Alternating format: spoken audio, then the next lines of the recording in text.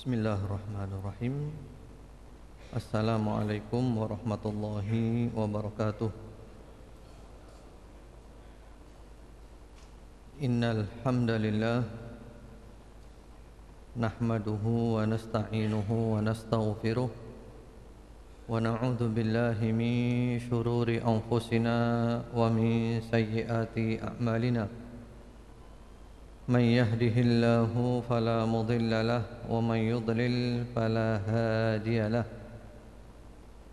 وأشهد أن لا إله إلا الله وحده لا شريك له وأشهد أن محمدا عبده ورسوله صلى الله عليه وعلى آله وسلم تسليما كثيرا أما بعد اللهم إنا نسألك علما نافعا ونعوذ بك من علم لا ينفع.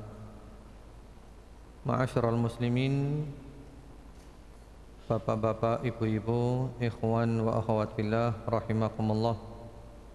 Hari ini adalah hari Rabu tanggal 1 Safar 1435 Hijriah yang bertepatan dengan tanggal 4 Desember 2013. Insyaallah kita lanjutkan kajian kita.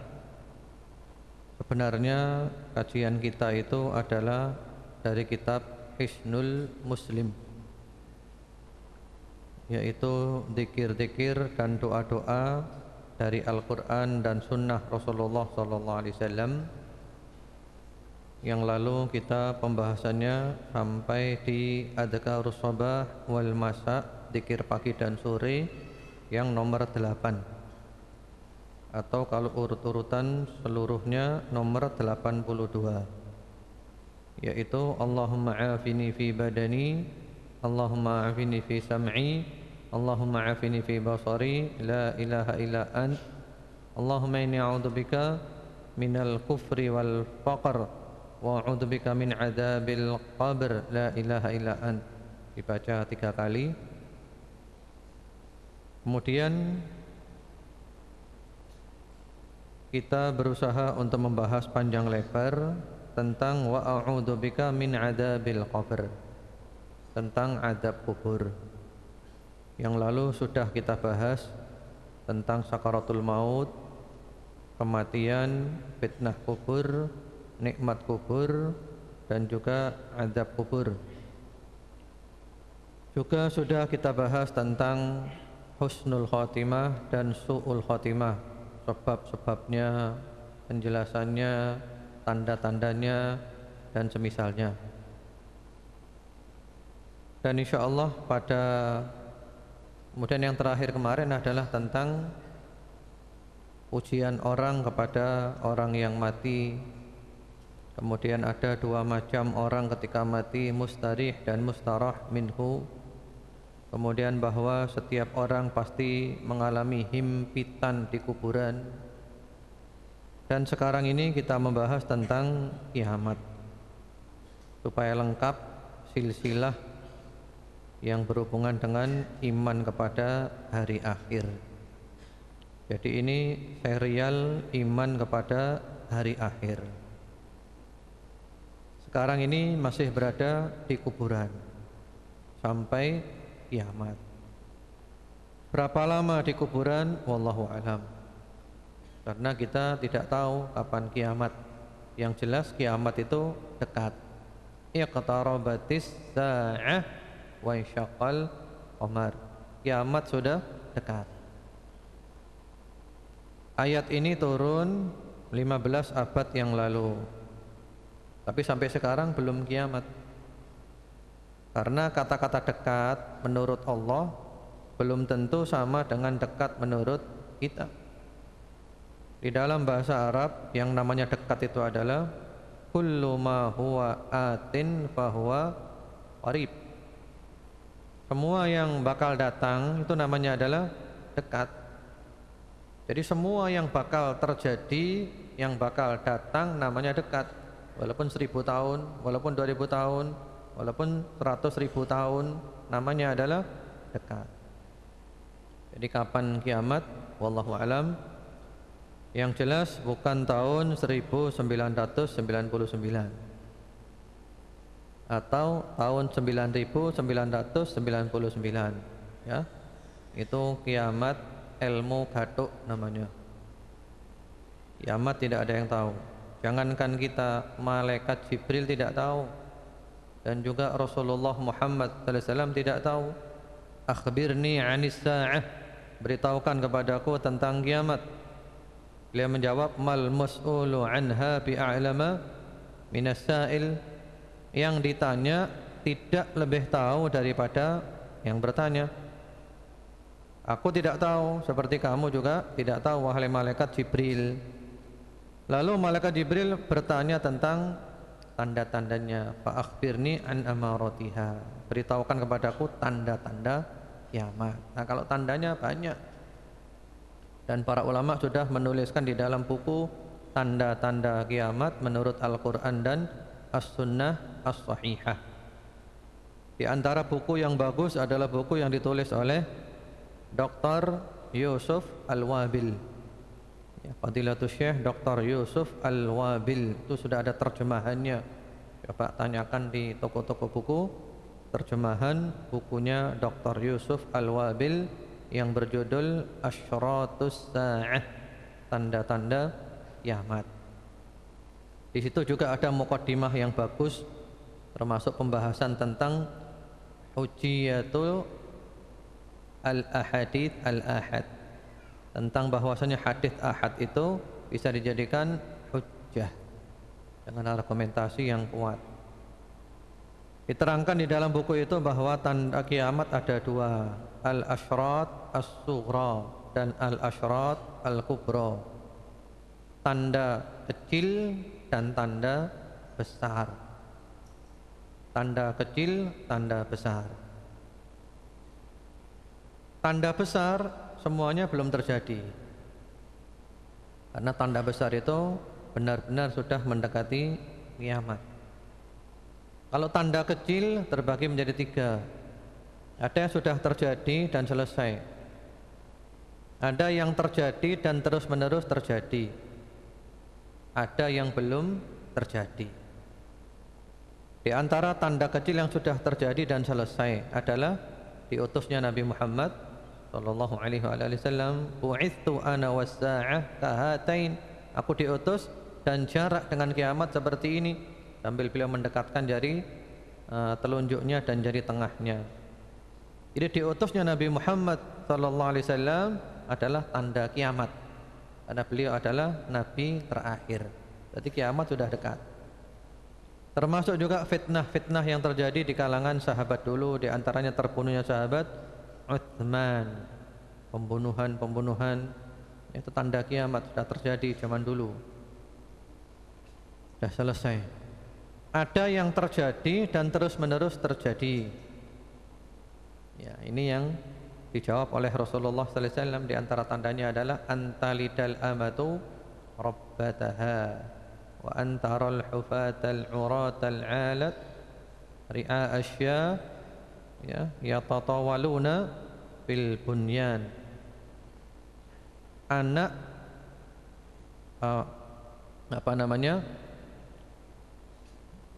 seorang anak yang durhaka kepada orang tua, budak melahirkan majikannya. Ini ada beberapa penafsiran.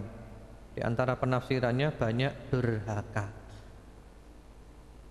Seakan-akan ibu itu adalah seperti budak, anaknya seperti majikan, durhaka.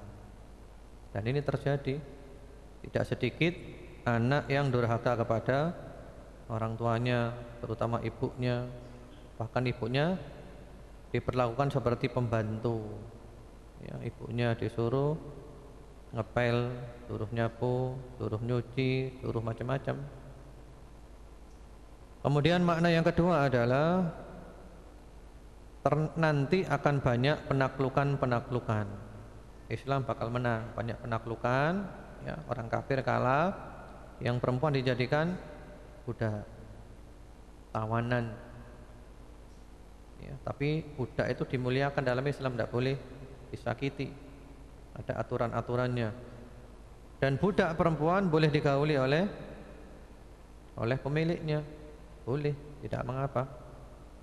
Dan nanti kalau dia hamil dan melahirkan anak, anaknya ikut bapaknya, merdeka. Jadi seorang budak melahirkan majikannya. Ini isyarat bahwa Islam bakal mendapat kemenangan, akan banyak futuhat, ya, akan banyak futuhat, penaklukan. Dan insya Allah mudah-mudahan sudah sekarang segera terjadi, insya Allah, mudah-mudahan. Karena perang di Suriah itu juga mudah-mudahan adalah merupakan isyarat akan tampilnya Islam di pentas dunia kembali. Alhamdulillah sekarang di Suriah selalu mendapat kemenangan. Kemudian juga orang-orang yang miskin papa, penggembala kambing, yang tidak punya alas kaki, berlomba-lomba meninggikan bangunan. Ini sudah tampak sekarang di mana-mana. Orang-orang yang dulu miskin papa, bahkan penggembala kambing, tidak punya alas kaki, sudah menjadi orang kaya, berlomba-lomba bangun rumah yang mewah, bagus, tinggi, tingkat berapa. Itu diantara tanda-tanda kiamat. Termasuk tanda kiamat pula yang terjadi dan terus-menerus terjadi, tanda kecil, yaitu maksiat di mana-mana, perzinaan, ya, zina di mana-mana. Ya, apalagi sekarang lagi ramai-ramainya pekan. Iya, itu gimana? Pencetusnya itu perlu diperiksakan ke dokter ahli jiwa itu. Iya, kita nggak habis pikir, belum sampai pikiran kita ke sana itu. Kok tega-teganya itu loh, pemimpin bertindak seperti itu. Jadi maksudnya itu karena alasannya supaya menghindari HIV AIDS, ya. Padahal itu yang tampak, yang dohir, ya. Penyimpangan seksual boleh, yang penting memakai, nah gitu. Jadi mau homoseksual boleh, mau zina juga boleh, tidak apa-apa. Yang penting pakai ini, nggak kena HIV. Pada dibantah oleh para ahli, itu tidak menghindarkan virus HIV, tetap itu kena itu, tetap kena, ya. Walaupun lapis-lapis pakainya tetap kena itu. Subhanallah, kita tidak habis pikir. Wallahu alam yang ada di pikiran mereka apa karena uang juga, ya, faktor 7D itu. Jadi yang membuat itu adalah faktor 7D. Duit, dan duit. Iya. Sehingga tidak punya malu, kena duit sudah malunya hilang, malunya dibuang sudah.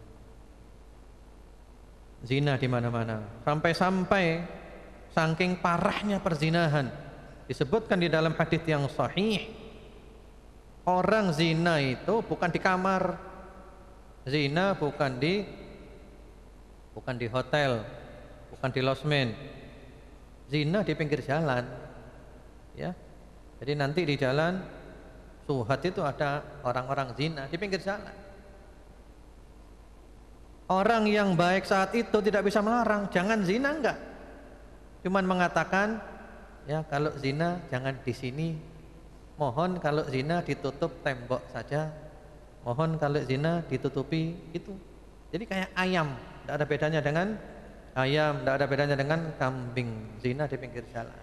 Dan sekarang sudah ada mobil bergoyang, ya kan, di pinggir jalan. Ini tanda kiamat. Kemudian riba menyebar di mana-mana. Sebenarnya permasalahan riba lebih parah dari permasalahan kondom. Tapi riba tidak ada yang ribut.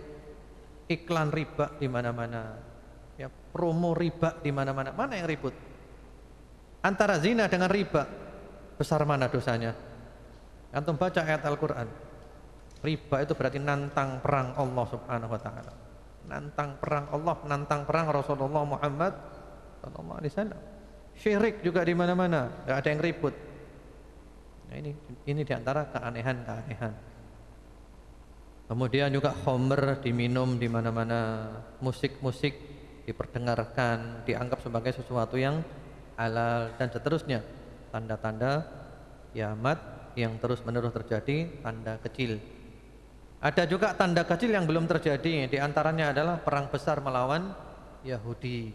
Disebutkan di dalam hadis yang sahih Bukhari Muslim, la taqumus sa'ah hatta yuqatil al-muslimun al-yahud. Tidak akan terjadi kiamat sehingga orang Islam memerangi Yahudi. Fayaqtuluhumul muslimun, diperangi oleh orang Islam. Fayakhtabi al-yahudi wara'a al-hajar, fayaqulu al-hajar, ya muslim ya Abdullah ta'al, hadha yahud khalfi faqtulhu. Yahudi dikejar-kejar oleh orang Islam, sembunyi di balik batu. Batu berbicara, hai hamba Allah, hai orang Islam, kemarilah, Yahudi di belakangku, bunuh dia. Yahudi lari sembunyi di balik pohon. Pohon juga ngomong seperti itu. Hanya satu pohon yang tidak ngomong. Pohon apa? Pohon gharqad, karena dia adalah pohonnya Yahudi. Dan Yahudi iman kepada hadis ini. Dan bisnis pohon gharqad di Palestina sana ramai. Bisnis, mereka berlomba-lomba menanam pohon gharqad di rumahnya. Ini bukan omong kosong, realita ini, nyata, fakta. Ya. Jadi mereka sekarang rajin nanam pohon gharqad. Untuk apa? Siap-siap bersembunyi nanti kalau dikejar orang-orang Islam. Dan sebenarnya orang-orang Yahudi kumpul di Palestina ini ada hikmahnya juga. Hikmahnya ini adalah pengkondisian.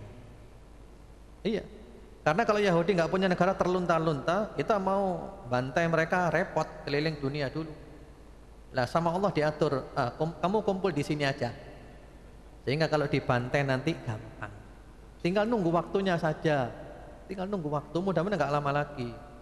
Tinggal Mujahidin menang melawan Suriah, di Suriah sana habis Yahudi insyaallah. Nah, kalau Mujahidin bukan omong kosong, kalau Iran itu omong kosong. Dari dulu Israel mau tak bom, tak nuklir, sampai kiamat nggak akan. Saya nggak percaya. Tapi kalau Mujahidin nggak ngomong kosong, betul-betul menang di Suriah, habis Israel. Makanya sekarang ribut semuanya, bingung, nggak banyak omong. Itu diantara tanda kiamat kecil yang belum terjadi. Kemudian tanda-tanda besar semuanya belum terjadi. Matahari terbit dari barat. Ya. Jadi kalau kita bangun tidur, matahari terbit dari barat, wah terlambat sudah. Pintu taubat sudah ditutup oleh Allah Subhanahu Wa Taala, sudah tandanya kiamat. Termasuk juga turunnya Nabi Isa, munculnya Dajjal yang kemudian dibunuh oleh Nabi Isa di pintu Lut di Palestina sana. Kemudian juga Imam Mahdi muncul satu masa dengan Nabi Isa. Nabi Isa turun bukan sebagai nabi, tapi sebagai pengikut Nabi Muhammad sallallahu alaihi wasallam. Sehingga ketika sholat Nabi Isa menjadi makmumnya Imam Mahdi. Imam Mahdi yang jadi imam, Nabi Isa makmumnya. Dan tanda-tanda yang lainnya. Yang jelas itu menjelang kiamat, kemudian terjadilah kiamat. Bagaimana ketika terjadi kiamat itu? Allah Subhanahu wa taala berfirman di dalam surat Al-Hajj ayat 1 dan 2. Ya ayyuhan nasu taqu rabbakum inna zalzalatas sa'ati syai'un 'adzim. Yauma tarawnaha tadhalu kullu murdi'atin 'amma arda'at wa tada'u kullu dhati hamlin hamlaha wa taran nasa sukara wa ma hum bisukara walakinna 'adzaballahi syadid. Hai manusia, takwalah kepada Allah, kepada Rabbmu. Sesungguhnya goncangan hari kiamat adalah sesuatu yang dahsyat. Goncang. Ya, kita nggak bisa membayangkan goncangnya seperti apa. Ya, gempa bumi itu skalanya itu sudah muter-muter sampai putus itu. Kalau kiamat nanti lebih daripada tsunami. Sehingga digambarkan di sini kaum-kaum perempuan yang biasa menyusui anaknya dengan penuh cinta dan kasih sayang sekarang membiarkan anak yang disusuinya. Ini menunjukkan sesuatu yang dahsyat. Demikian pula perempuan-perempuan yang mengandung keguguran. Kemudian manusia seperti orang mabuk, padahal mereka tidak mabuk minum khamr. Tidak bisa bayangkan kita sempoyongan kayak apa, bingung, lupa semua. Tapi semua ini adalah karena azab Allah yang sangat dahsyat. Dan juga oleh Allah digambarkan idza zulzilatil ardu zilzalaha wa akhrajatil ardu athqalaha. Benar-benar bumi bergoncang luar biasa, isi perut bumi keluar semuanya daripada orang-orang mati dan juga daripada tambang-tambang yang ada di dalamnya. Kemudian juga Allah berfirman pula, yauma natwis samaa qatayyis sijilli lil kutub. Surat Al-Anbiya ayat 104. Jadi langit oleh Allah dilipat seperti melipat kertas. Subhanallah. Kemudian juga di dalam surat Az-Zumar 67, wal ardu jami'an qabdatuhu yaumal qiyamah was samawati matwiyatun biyaminih. Semua bumi berada dalam genggaman Allah, langit-langit terlipat di tangan kanan Allah Subhanahu wa taala. Nah, kita nggak bisa bayangkan ya. Kemudian juga ayat-ayat yang lainnya, idza syamsu kuwirat dan seterusnya, idza sama'um fatarat, al-insyiqaq, al-infitar, at-takwir, semua cerita tentang kiamat. Kemudian juga firman Allah Subhanahu wa taala di surat Az-Zumar ayat 68, wa nufikha fis-sur fasa'iqa man fis samawati wa man fil ardi illa man syaa Allah thumma nufikha fihi ukhra fa idahum qiyamun yanzurun. Di sini disebutkan ada dua tiupan. Tiupan sangkakala yang pertama di sini adalah tiupan kematian. Mati semuanya kecuali yang dikehendaki oleh Allah. Kemudian tiupan yang kedua, bangkit semuanya. Berarti sekarang sudah bangkit kita dari kubur ya, kita keluar dari kuburan kita. Bagaimana keadaannya? Rasulullah Muhammad sallallahu alaihi wasallam bersabda di dalam hadis yang sahih, innakum tuhsyaruna yaumal qiyamati hufatan uratan ghurlan. Kamu digiring hari kiamat nanti dalam keadaan ya, tidak memakai alas kaki, tidak memakai sehelai kain pun, dan tidak berkhitan, seperti bayi baru dilahirkan. Kama bada'na awwala khalqin nu'iduh. Jadi keluar dari kuburan ya, telanjang bulat, tidak memakai alas kaki dan tidak berkhitan. Keluar semuanya, kumpul di Arasat yaumil qiyamah yang dikenal dengan padang mahsyar. Telanjang semuanya seperti itu. Sehingga Ibunda Aisyah radhiyallahu taala anha ketika membayangkan ini malu. Kata Ibunda Aisyah, ya Rasulullah, ar-rijalu wan nisa'u afala yanduru ba'duhum ila aurati ba'd. Ya Rasulullah, laki perempuan seperti itu, apa tidak saling melihat auratnya, melihat auratnya orang lain ya. Apa kata Rasulullah sallallahu alaihi wasallam? Al-amru asyaddu min an yuhimmahum dalik. Perkara saat itu lebih dahsyat daripada terbayang oleh mereka hal-hal semacam itu. Kita tidak mikir auratnya orang, sudah lupa. Auratnya orang yang paling bagus seperti apa, lupa. Enggak bayangkan itu kita. Yang terbayang cuma satu, sekarang ini Allah lagi murka. Puncak kemurkaannya Allah Subhanahu wa taala. Saya termasuk golongan yang mana? Fariqun fil jannah wa fariqun fis sa'ir. Ahlul jannah atau ahlun nar. Di padang mahsyar seperti itu. Berapa lama di padang mahsyar? Yauma yaqumun nasu li rabbil alamin. Ada yang mengatakan 100 tahun, ada yang mengatakan lain daripada itu. 1 hari sama dengan 1000 tahun. Berapa lama di sana? Dalam keadaan begitu, dan matahari mendekat di atas kepala 1 mil. 1 mil ada 2 pengertian. Pengertian pertama 1 mil ukuran kilometer itu. Pengertian kedua 1 mil itu adalah alat yang dipakai untuk celak, untuk sipat. Sehingga benar-benar di atas kepala di sini matahari. Dan tubuh kita tidak terbakar karena Allah mengkondisikan tubuh kita kuat, enggak terbakar. Hanya bermandikan keringat. Wa tadnu minhumus syams wa yuljimuhumul 'araq. Matahari mendekat dan mereka pun berkeringat. Keringatnya macam-macam. Ada yang keringatnya sampai di mata kaki, ada yang sampai di lutut, ada yang sampai di pusar, ada yang yuljimuhul araqu iljaman, benar-benar tenggelam oleh keringatnya, tergantung amalannya. Subhanallah. Namun ada beberapa kelompok yang mereka tidak terkena sengatan matahari. Mereka damai, mereka sejuk, mereka tenang, mereka tidak takut. Alhamdulillah. Siapa mereka? Di antara mereka adalah 7 kelompok. Bagaimana di dalam riwayat muttafaqun alaih Bukhari Muslim rahmatullahi alaihima, melalui jalan sahabat Abu Hurairah radhiyallahu taala anhu, Rasulullah Muhammad sallallahu alaihi wasallam bersabda, sab'atun yudhilluhumullahu fi dhillihi yauma la dhilla illa dhilluh. Ada 7 golongan yang mereka mendapat naungan Allah pada hari tidak ada naungan kecuali naungan Allah. Ada riwayat menyebutkan naungan arsy-Nya Allah. Jadi mereka teduh. Masya Allah, kita tentu ingin termasuk golongan mereka. Siapa mereka? Apa amalannya? Nah, ini amalannya kalau kita ingin termasuk golongan mereka.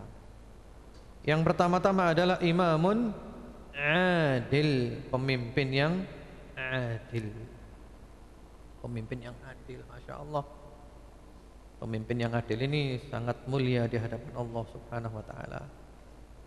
Pemimpin yang dia itu bukan memikirkan kepentingan pribadinya, bukan memikirkan kepentingan golongannya, kelompoknya. Yang dipikir adalah rakyatnya. Subhanallah. Pemimpin yang adil Rasulullah Muhammad sallallahu alaihi wa ala alihi wasallam. Termasuk juga pemimpin yang adil adalah Umar Ibnul Khattab radhiyallahu taala anhu. Sahabat Umar ini terkenal keadilannya. Ya. Sampai-sampai beliau mengatakan, "Lau zallat baghlatun fil Iraq la dhanantu anna Allah sayas'aluni yaumal qiyamah, ya Umar lima lam tusawwit tariq," atau kama qala. Ini Sayyidina Umar, ya. Apa namanya? Tempatnya berada di Madinah. Islam waktu itu kan sudah meluas, ya, sampai ke Irak. Kata sahabat Umar, kalau ada baghal, jenis kuda yang terperosok di Irak sana karena jalannya berlubang, maka saya akan ditanya oleh Allah hari kiamat nanti, wahai Umar, kenapa tidak kau betulkan jalannya itu? Itu ada kuda yang jatuh itu. Pada di mana itu? Di Irak. Yang jatuh siapa? Kuda. Saya akan ditanya oleh Allah, kenapa jalannya enggak kau luruskan itu, enggak kau betulkan, jalannya lobang. Nah, kalau di sini nunggu ambruk dulu, ya, nunggu ambruk dulu. Kalau enggak ambruk, enggak dibetulkan, nyawanya orang enggak ada harganya. Jalan berlubang, yang jatuh bukan kuda, yang jatuh manusia. Pemimpin yang adil. Dan pemimpin yang adil, kalau yang dimaksud adalah pemimpin tertinggi, raja, presiden, berarti orang laki. Kalau yang dimaksud adalah semua pemimpin, maka masuk di dalamnya orang perempuan. Karena ibu-ibu juga merupakan pemimpin di dalam rumahnya yang adil. Kemudian yang kedua, wasyabun nasya'a fi ibadatillah, pemuda yang tumbuh dalam ibadah kepada Allah. Nah, ini Masya Allah, antum ini yang muda-muda. Jadi kesempatan mumpung masih muda, jadikanlah masuk di sini. Mulai dari muda tumbuh dalam ibadah kepada Allah. Ibadah dalam makna yang luas. Ibadah maknanya luas. Bisa ibadah berarti sholat, puasa, zakat, ngaji dan yang lainnya. Bisa juga berarti semua aktivitas kita yang mendatangkan cinta dan ridha Allah, itu namanya adalah ibadah. Semua aktivitas kita yang mendatangkan cinta dan ridha Allah itu adalah ibadah. Jadi mulai muda ibadah dalam makna yang luas. Masuk di sana, dan di sini masuk di dalamnya laki ataupun perempuan. Kemudian yang ketiga, warajulun qalbuhu mu'allaqun bil masajid, orang laki-laki yang hatinya tergantung di masjid. Kalau ini khusus laki-laki, ya, dia sholat 5 waktu di masjid. Karena kalau orang perempuan afdal di rumah, tapi boleh ke masjid. Jadi 5 waktu di masjid. Sebenarnya saya ada materi juga di sini tentang bahwa orang laki wajib sholat jamaah di masjid. Keutamanya sangat banyak, ya, kecuali kalau ada udzur, ada udzur-udzurnya. Kemudian yang keempat, wa rajulani tahabba fillah ijtama alaihi wa tafarraqa alaihi. Dua orang yang saling cinta karena Allah, kumpul karena Allah dan berpisah pun karena Allah. Dua orang saling cinta karena Allah. Ini tentu sejenis, ya, laki dengan laki, perempuan dengan perempuan. Atau kalau lawan jenis, ya suami istri saling cinta karena Allah. Cinta karena Allah ini keutamaannya luar biasa, banyak keutamaannya, banyak haditsnya. Apa buktinya cinta karena Allah? Di antara bukti cinta karena Allah, ya, cintanya itu tidak bertambah dan tidak berkurang dengan adanya pemberian atau tidak adanya pemberian. Cintanya tidak bertambah dan tidak berkurang dengan seringnya perjumpaan dan jarangnya perjumpaan. Itu diantara tandanya. Karena kalau diberi cinta, nggak diberi nggak cinta, nah berarti bukan lillah, ada sesuatu yang lain. Ada lagi orang kalau sering ketemu, ada komunikasi, sering komunikasi, cinta, putus komunikasi, nah putus cintanya, nah ini juga bukan lillah. Itu berarti cintanya karena sering komunikasi, ya wajar. Kalau orang sering komunikasi, saling cinta itu wajar. Yang jadi masalah setelah nggak ada komunikasi, tetap saling cinta. Sudah masing-masing pulang, ini pulang ke negaranya, pulang ke pulaunya, tapi tetap saling cinta, saling mendoakan. Seperti itu. Kemudian juga di antara tanda harga yang mahal yang harus dibayarkan oleh seorang yang mengaku cinta kepada saudaranya karena Allah adalah saling menasehati. Nah, ini harga yang paling mahal. Buktinya orang saling cinta karena Allah adalah menasehati. Menasehati temannya supaya lebih istiqomah, dimotivasi. Kalau maksiat diingatkan dengan ikhlas, disadarkan. Ini bukti cinta karena Allah. Nanti mudah-mudahan kapan-kapan ada kesempatan bahas ini, ya. Karena nanti juga ada di Hisnul Muslim bab tentang, ya, kalau seseorang cinta kepada orang lain apa ucapannya. Kemudian yang kelima, wa rajulun da'athum ra'atun datu mansibin wa jamal faqala inni akhafullah. Seorang laki-laki yang diajak oleh perempuan untuk berzina, dan perempuan itu mempunyai dua sifat, mempunyai kedudukan dan cantik. Dia menolak dan dia mengatakan aku takut kepada Allah Subhanahu wa taala. Wah, ini Masya Allah. Jadi laki-laki diajak oleh perempuan untuk berzina, dan perempuannya punya dua sifat. Sifatnya adalah dzatu mansibin wa jamal. Punya kedudukan, ya, kaya raya dan cantik. Dan dia tetap nolak. Dia mengatakan aku takut kepada Allah Subhanahu wa taala. Wah, Masya Allah. Gimana sanggup ini? Yang masuk di sini nomor satu adalah Nabi Yusuf alaihi salam. Diajak berselingkuh oleh istrinya Al-Aziz, padahal sama-sama saling senang. Walaqad hammat bihi wa hamma biha laula ar-ra'a burhana rabbih kadzalika linasrifa anhu as-su'a wal fahsya. Ya. Padahal sama-sama senang. Tapi Nabi Yusuf menolak, takut kepada Allah Subhanahu wa taala. Perempuan cantik dan punya kedudukan.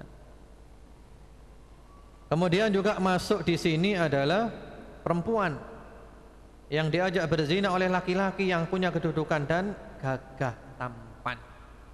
Dia menolak, saya takut kepada Allah Subhanahu wa taala. Wah, Masya Allah, ini kedudukan yang luar biasa. Tidak gampang ini. Tidak gampang. Ada satu orang yang orang itu sudah meninggal dunia, sudah tua meninggal dunia, dan beliau pernah cerita kepada saya sendiri dari sumbernya langsung. Sanadnya ini sanad yang ali dari sumbernya.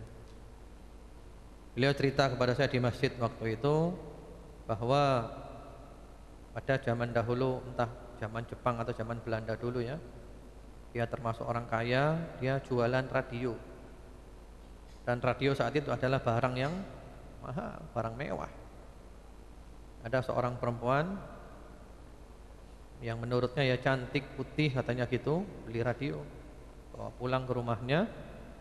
Setelah itu perempuan ini balik lagi, bilang kepada si penjual, radionya rusak, tolong betulkan. Ya sudah, ya lillahi ta'ala. Ini orang soleh, Masya Allah, termasuk pejuang juga.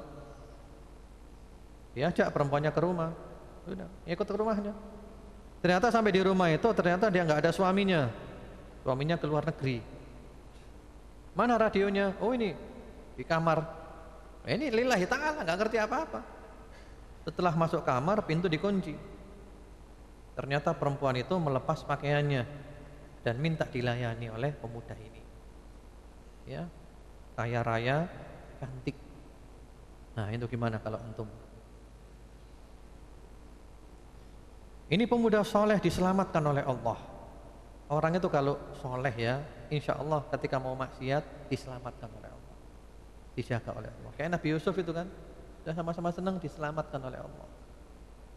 Jadi amalan-amalan yang kemarin-kemarin itulah yang menjadikan dia diselamatkan oleh Allah Subhanahu wa ta'ala.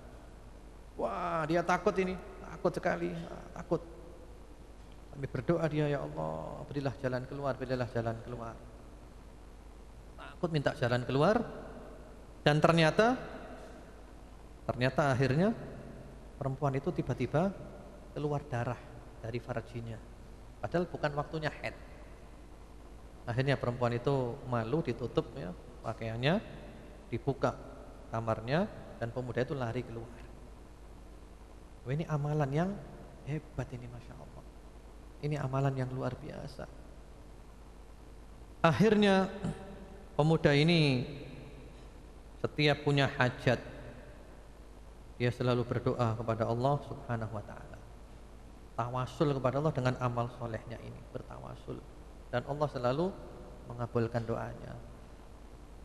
Termasuk diantaranya beliau bertawasul ketika itu haji, berangkat haji ya, waktu itu naik kapal laut zaman dulu, banyak orang titip-titip, ini titip untuk bulan, itu udah dibawa aja, dia orang baik.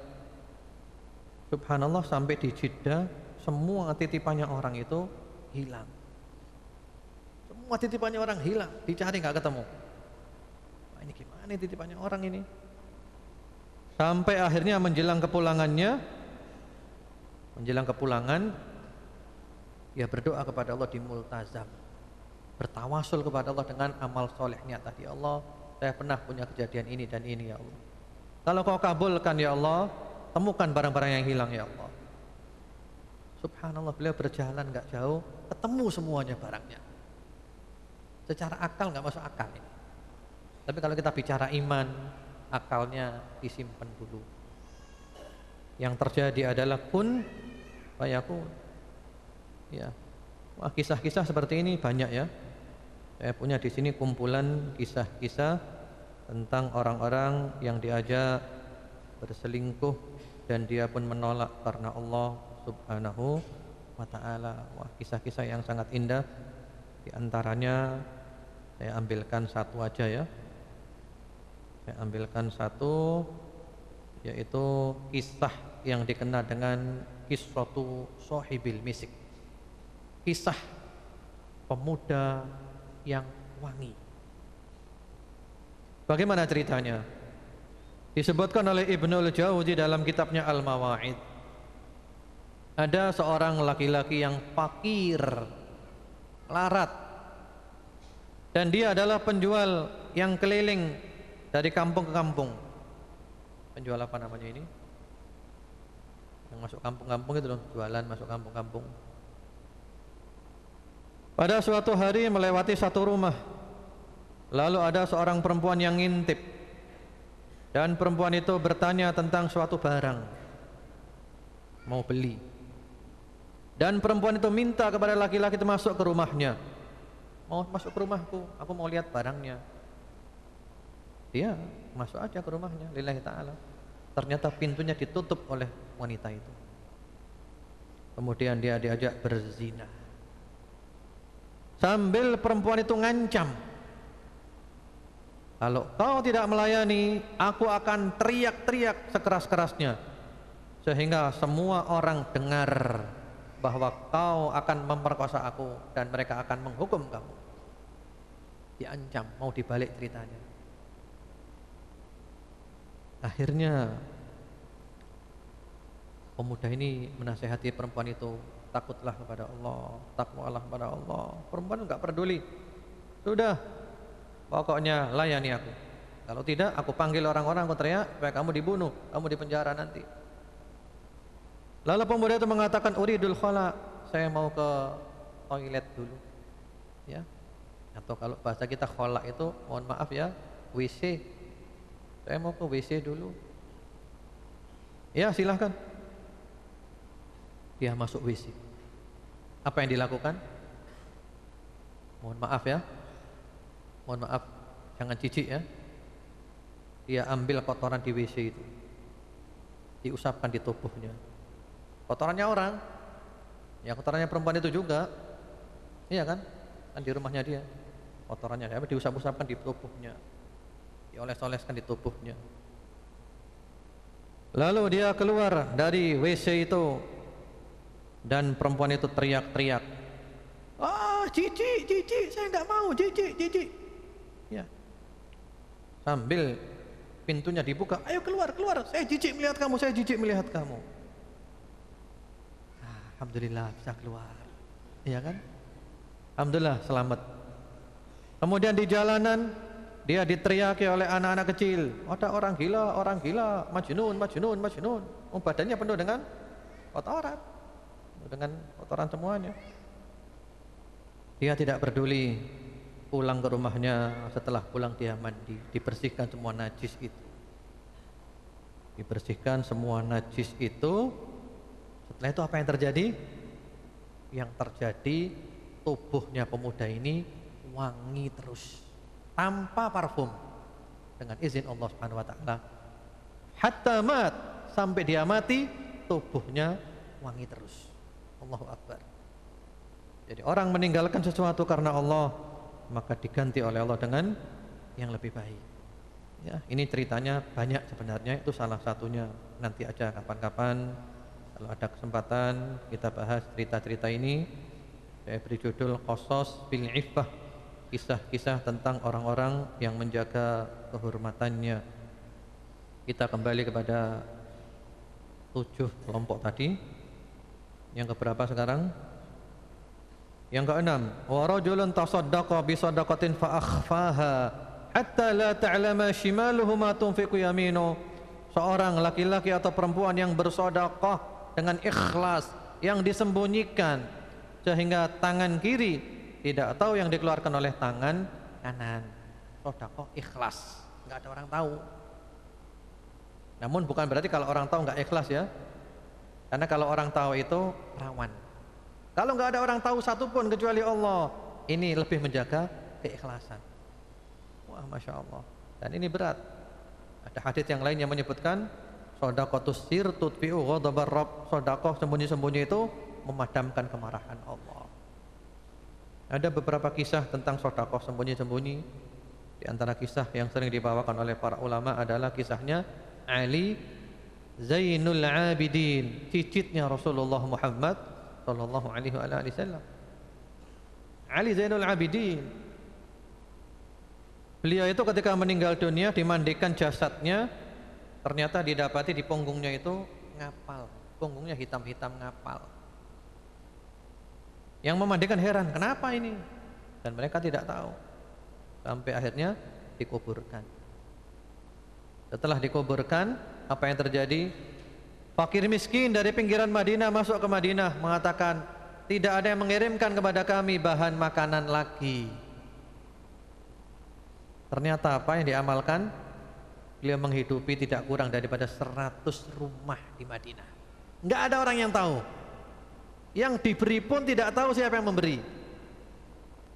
Jadi hampir tiap malam beliau pekol di punggungnya sendiri, dipekul sendiri, ditaruh di depan rumahnya. Ya, tahu-tahu yang pemilik rumah buka ada bahan makanan. Yang beri siapa tidak tahu. Sudah mati baru tahu nggak ada yang ngirimi lagi, dan ada bekasnya, punggungnya ngapal. Padahal selama hidupnya karena yubakhal, dituduh sebagai orang yang kikir. Ali Zainal Abidin ini medit gak tahu nyumbang, gak tahu bantu fakir miskin. Padahal apa yang terjadi? Menghidupi 100 rumah, tidak ada orang tahu. Masya Allah, luar biasa. Jadi kita perlu, sehingga para salafus saleh mengatakan, kanu yastahibbuna an yakuna lirrajuli khabi'ah minal amal la ya'rifuha ahad.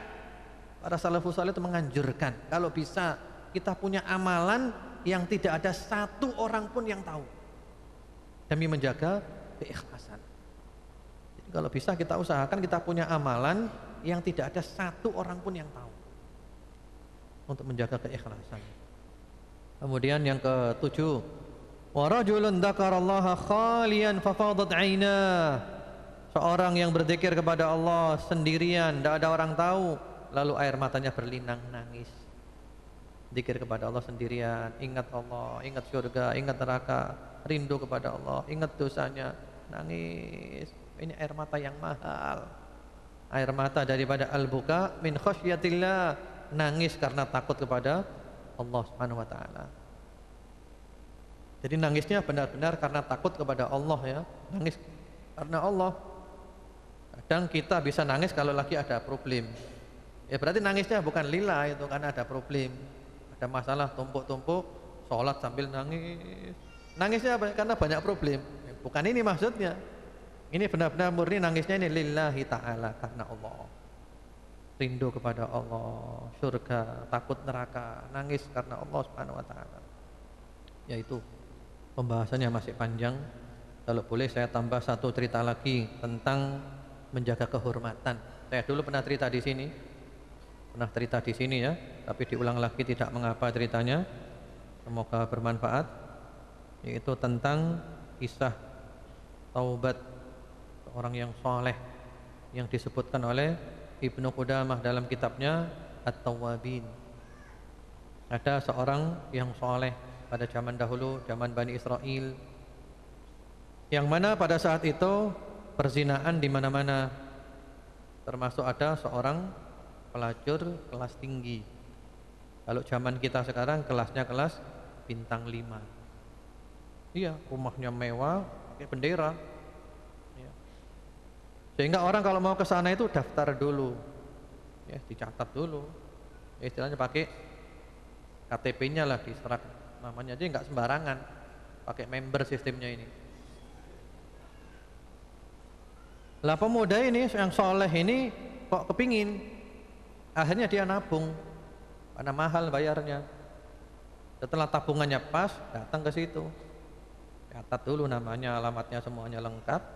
Nah, monggo silakan masuk. Masuk sudah, ketemu, cantik, bukan main, luar biasa. Ketika hendak berhubungan berzina, pemuda ini gemetar, takut. Wah, takut bukan main. Lalu pelacurnya bilang, kamu ini aneh, kamu ini. Semua orang ya kepingin ini, yang ditunggu-tunggu ya ini.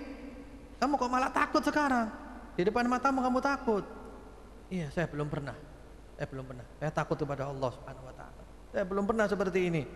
Saya takut kepada Allah Subhanahu wa taala. Ini karena amal-amalnya kemarin-kemarin itu dia diselamatkan oleh Allah, takut, gemetar.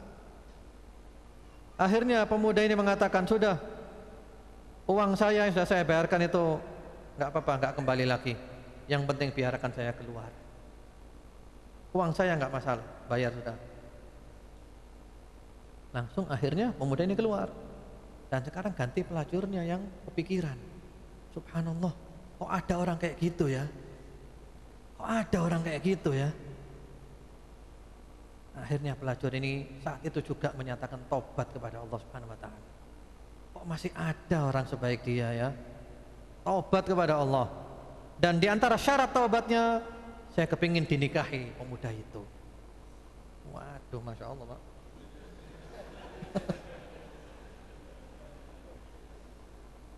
Akhirnya, kan tadi sudah dicatat alamatnya kan? Akhirnya pelacur yang kaya raya ini naik kendaraan dengan bawa barang-barangnya, buahnya, rombongan ya, naik onta gitu. Sampai masuk desanya pemuda ini. Orang-orang desa ribut, ada ratu, ratu datang, luar biasa ini, mewah. Tanya, mana rumahnya si fulan? Oh, rumahnya di sana. Sudah sampai ke rumahnya pemuda tadi. Itu ke rumahnya pemuda, diketuk pintunya. Nyari siapa? Nyari pemuda. Begitu pemuda tadi lihat, kaget pemuda itu. Kata pelacur itu, aku sekarang sudah taubat dan aku ingin kau nikahi aku. Wah, langsung plek. Langsung pemudanya mati. Mungkin kena serangan jantung barangkali ya, kaget, tak nyangka dia. Langsung mati dia. Tapi pelacur ini tetap kepingin niat dinikahi oleh keluarganya, kerabatnya pemuda itu. Akhirnya dinikahi dan akhirnya punya anak-anak yang menjadi anak-anak yang soleh. Karena dia taubat kepada Allah Subhanahu wa ta'ala. Demikian, wallahu alam. Berarti masih belum tuntas. Insyaallah nanti kita lanjutkan episode berikutnya.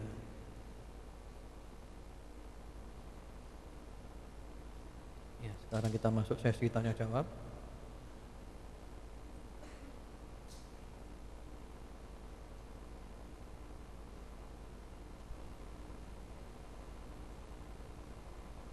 Tujuh golongan yang disebut tadi, salah satunya pemimpin yang adil. Apakah termasuk seorang suami, istri, juga seorang pembantu yang disebutkan dalam satu hadis yang disebutkan adalah pemimpin? Iya, tadi kan telah disinggung ya.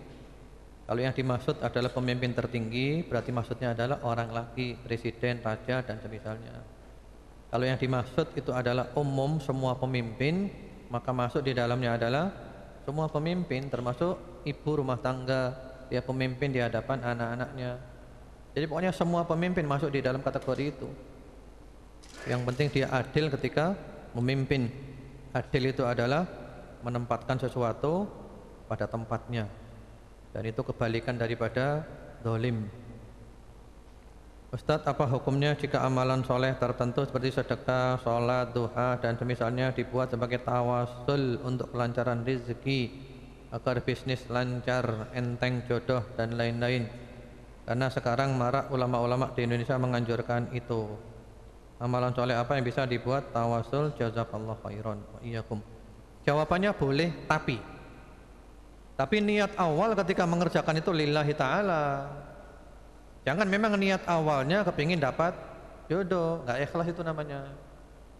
Niat awalnya ingin dapat uang banyak, nggak ikhlas, itu namanya amal akhirat untuk mencari dunia.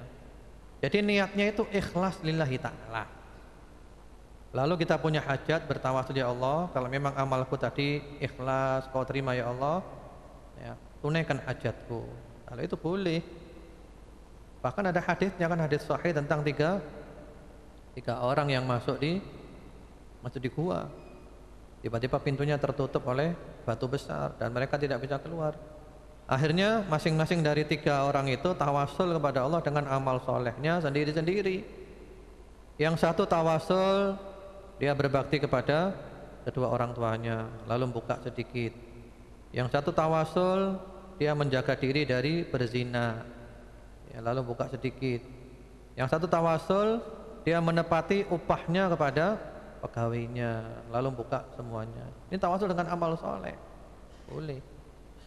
Boleh ya. Yang penting amal solehnya itu ikhlas karena Allah.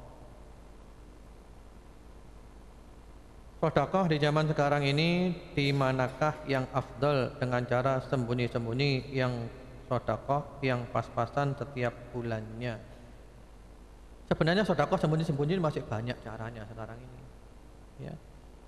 Di antaranya kita mungkin mengetahui nomor rekeningnya seseorang, kita kirim sedekah kan?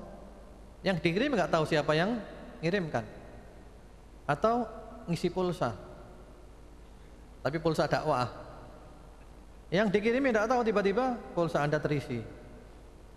Atau juga mungkin datang ke sekolahan, santren, jamin, ya, datang. Ini ada dari hamba Allah, ya, yang melunasi biayanya si fulan. Ya, pokoknya dari hamba Allah, itu aja, dilunasi. Sehingga nanti orang tuanya si fulan nggak tahu yang melunasi siapa, tahu-tahu sudah lunas. Jadi hamba Allah itu aja.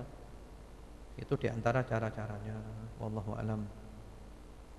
Kalau ada yang lainnya, atau sudah masuk waktu isya ya? Sudah kan? Sudah. Mungkin itu dulu. InsyaAllah kita lanjutkan pada waktu berikutnya. Semoga bermanfaat. Allah menjadikan kita. Kayaknya ada hadiah ini yang lalu. Ada yang titip hadiah. Nah itu lupa takmirnya itu. Ambilkan. Kasihan yang titip. Ada anak titip hadiah. Pekan yang lalu 3 buku. Ini ada kuis berarti ini. Ya. Kuisnya dikirimkan SMS saja untuk mempermudah. Dikirim ke HP saya. Pemenangnya adalah yang jawabannya benar dan yang pertama kali masuk. Berarti ada 3 kan? Yang pertama, kedua, dan ketiga. Dan nunggu bukunya dulu. Nanti berangkat ngirim bukunya hilang, gimana? Saya yang ganti nanti. Ini bukunya ada 3. Yang pertama kumpulan doa mustajab ya, terjemahan Hisnul Muslim, penerbit Darul Haq. Yang kedua kisah-kisah nyata Ibrahim bin Abdullah Al-Hazimi, Darul Haq. Yang ketiga mencintai Rasulullah sallallahu alaihi wasallam, Dr. Fadl Ilahi. Ya, yang pertama pemenangnya kisah-kisah ini, yang kedua mencintai Rasulullah, yang ketiga Hisnul Muslim. Nah, pertanyaannya, tadi disebutkan 7 golongan, sebutkan 2 saja, tidak banyak-banyak. Ya, sebutkan 2.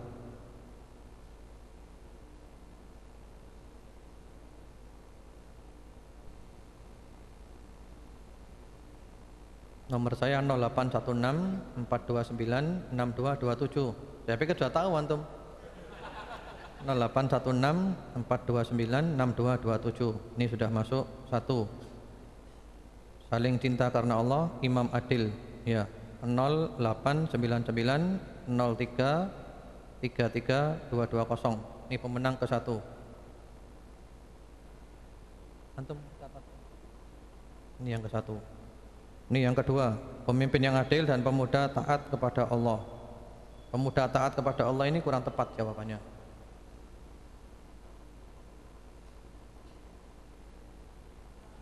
Ya, ini yang kedua, pemuda yang diajak berzina wanita kaya tapi menolak pemimpin adil, kurang tepat juga.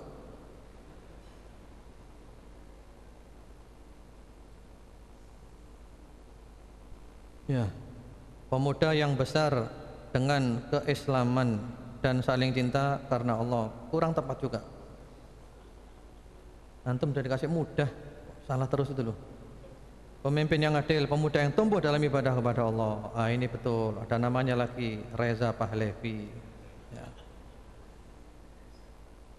Yang ketiga, pemuda yang hatinya terkait di masjid, Imam Adil. Salah, bukan pemuda.